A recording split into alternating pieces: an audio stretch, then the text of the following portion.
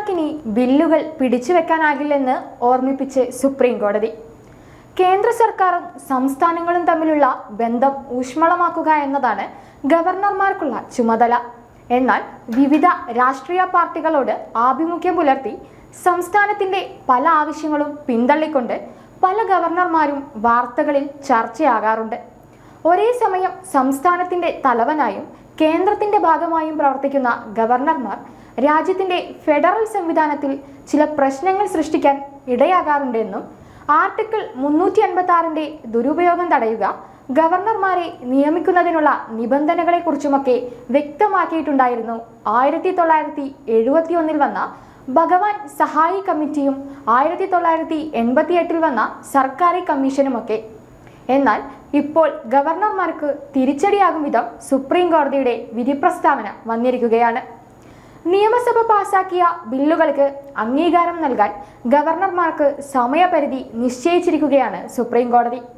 തമിഴ്നാട് സർക്കാർ സമർപ്പിച്ച ബില്ലുകൾ അനിശ്ചിതകാലത്തേക്ക് പിടിച്ചുവെച്ച തമിഴ്നാട് ഗവർണർ RN രവിയെ വിമർശിച്ചുകൊണ്ടായിരുന്നു സുപ്രീം കോടതിയുടെ ഈ പ്രസ്താവന. ഭരണഘടനയുടെ 200-ാം അനുച്ഛേദ പ്രകാരം ഗവർണർക്ക് മുന്നിലെത്തുന്ന ബില്ലുകൾ ഒന്നെങ്കിൽ അംഗീകാരം നൽകാം, അല്ലെങ്കിൽ പരിശോധനയ്ക്കായി മാറ്റിവെക്കാം. അതുമല്ലെങ്കിൽ ഗവർണർക്ക് ആ വിഷയത്തിൽ തീരുമാനമെടുക്കാൻ കഴിഞ്ഞില്ലെങ്കിൽ രാഷ്ട്രപതിക്ക് അയക്കുകയോ ചെയ്യാം.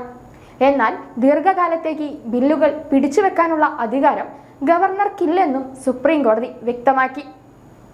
2020 മുതൽ തമിഴ്നാട് സർക്കാർ പാസാക്കിയ ബില്ലുകൾ പിടിച്ചുവെക്കുകയും പിന്നീട് തമിഴ്നാട് മന്ത്രിസഭ രണ്ടാമത് പാസാക്കിയ 10 ബില്ലുകൾ രാഷ്ട്രപതിക്ക് അയക്കുകയുമായിരുന്നു തമിഴ്നാട് ഗവർണർ RN രവി ചെയ്തിട്ടുണ്ടായിരുന്നത്.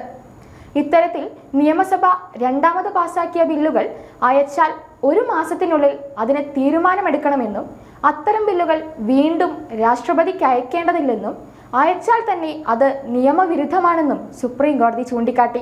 ഇതോടെ ഗവർണർമാരുടെ അമിത അധികാര പ്രയോഗത്തിന് പൂട്ടുവീഴുകയാണ്.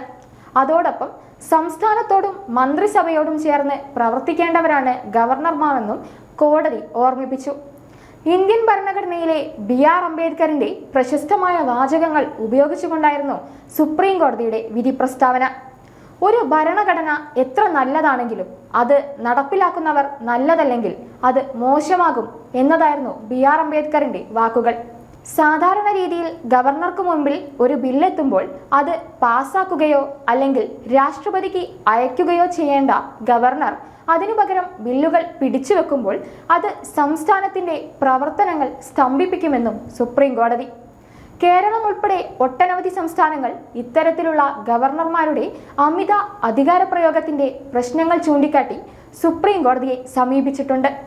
കേരളത്തിൽ മുൻ ഗവർണർ ആരിഫ് മുഹമ്മദ് ഖാൻ യൂണിവേഴ്സിറ്റി ബില്ലടക്കം പല ബില്ലുകളും ഇത്തരത്തിൽ പിടിച്ചുവെച്ചതും പിന്നീട് രാഷ്ട്രപതിക്ക് അയച്ചതും ഏറെ ചർച്ചയായിരുന്നു. എന്തു തന്നെയായാലും ഗവർണർമാരെ ഉപയോഗിച്ച് സംസ്ഥാനങ്ങളുടെ ഭരണം പിടിച്ചെടുക്കാൻ ഇനി കഴിയില്ല എന്ന് വ്യക്തമാക്കുന്നത് തന്നെയാണ് സുപ്രീം കോടതിയുടെ ഈ വിധി പ്രസ്താവന. ഇനി മുതൽ ഗവർണർക്ക് സ്വന്തം താല്പര്യത്തിന്റെ പുറത്തോ രാഷ്ട്രീയപരമായോ ബില്ലുകൾ അനിശ്ചിതകാലത്തേക്ക് പിടിച്ചുവെക്കാൻ ആകില്ലെന്ന് വ്യക്തം. കേരളത്തിലെ മുൻ ഗവർണർ ആരിഫ് മുഹമ്മദ് ഖാൻ സൃഷ്ടിച്ചതിനേക്കാൾ വലിയ കോളിളക്കങ്ങൾ തമിഴ്നാട്ടിൽ സൃഷ്ടിച്ച വ്യക്തിയാണ് RN രവി. അതുകൊണ്ട് തന്നെ സുപ്രീം കോടതിയുടെ ഈ വിധി പ്രസ്താവന അക്ഷരാർത്ഥത്തിൽ അദ്ദേഹത്തിനുള്ള തിരിച്ചടിയാണ്.